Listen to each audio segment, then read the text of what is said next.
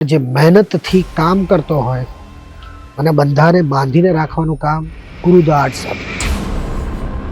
અને મારું સપનું પૂર્ણ કરવામાં એનો ખૂબ જ મોટો હાથ. તો થેન્ક યુ જતીન. પહેલાં તો હું અહીંયા આવ્યો તો મારા માટે આવ્યો હતો. 14 વર્ષની અંદર કદાચ મને એ અનુભવ નહીં મળ્યા હોય એટલા અનુભવ મને આ 14 દિવસમાં મળ્યા. મારા હાથમાં મારો તિરંગો હતો. That was my best experience. બધા કલાકારો સાથે અમે જ્યારે ચર્ચમાં ઊભા રહી અને હનુમાન ચાલીસા ગાઈ, મારું આખું જીવન સફળ થયું.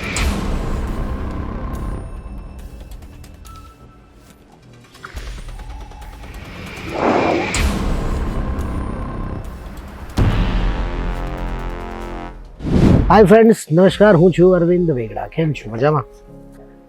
અત્યારે હું જે શહેરમાં છું, ફ્રાન્સના હોમન્સો, પ્રથમ વખતનો મારો એક્સપિરિયન્સ છે કે યુરોપિયન કન્ટ્રીમાં આવી.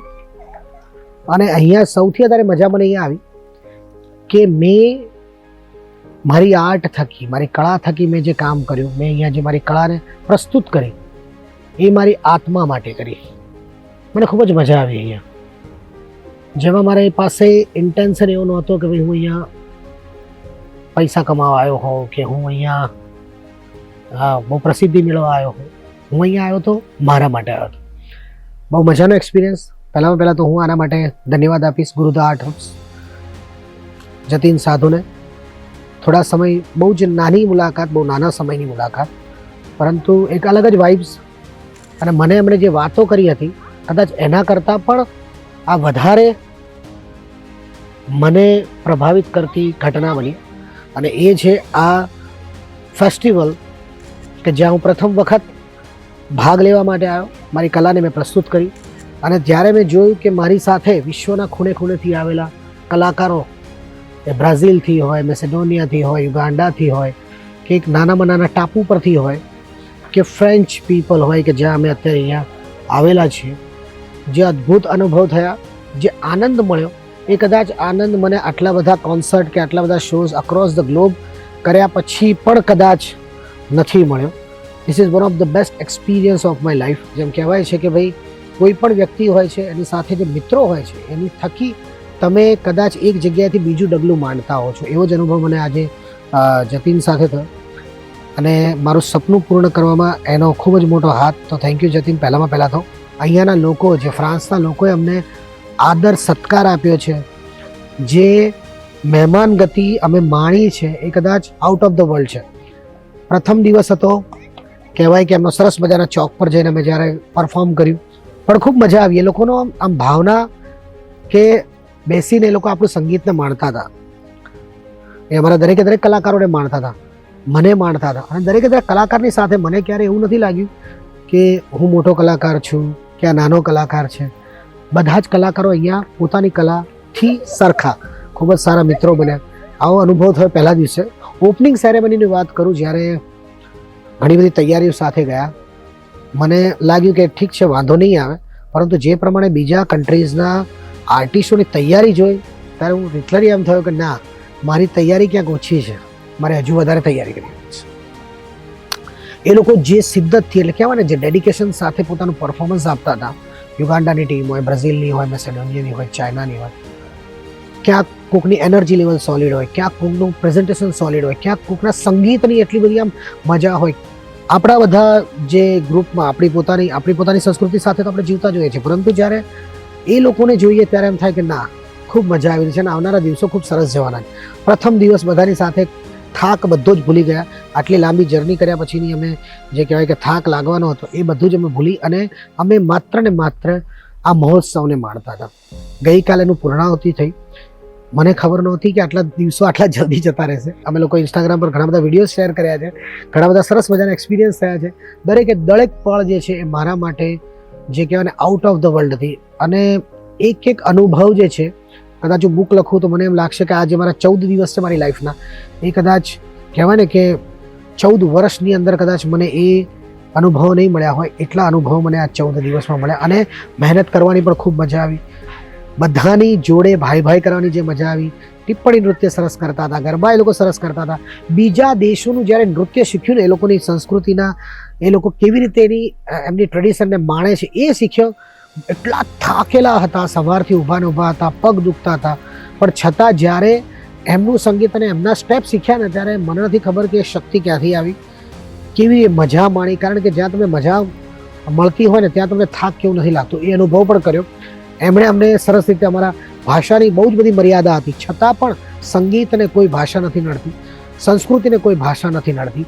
એવી જ રીતે આ 14 દિવસમાં ઘણા બધા ચાઇનાના મિત્રો બન્યા, તેની સંસ્કૃતિ વિશે જાણે. મેસેડોનિયાના મિત્રો બન્યા, એની સંસ્કૃતિ, યુગાન્ડા કે બ્રાઝિલના મિત્રો બન્યા. મને લાગે છે that was my best experience, કે જ્યાં એટલી મોટી સંખ્યામાં લોકો તમારી કલાને માણતા હતા, બીજા દેશોની કલાને લોકો માણતા હતા. ત્યાં એક સાદા સીધા સિમ્પલ કલાકાર તરીકે જઈને બધાની વચ્ચે જઈને પરફોર્મ કર્યું, ત્યારે મને થયું વાહ.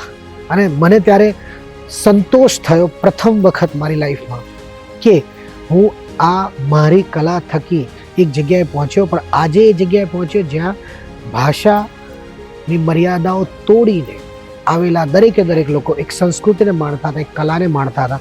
આનંદ એ વસ્તુનો થતો હતો જ્યારે દરેક કન્ટ્રીઝના લોકો ફ્લેગ લઈને માર્ચ કરતા હતા. મારા હાથમાં મારો તિરંગો હતો, અને ત્યારેનો આનંદ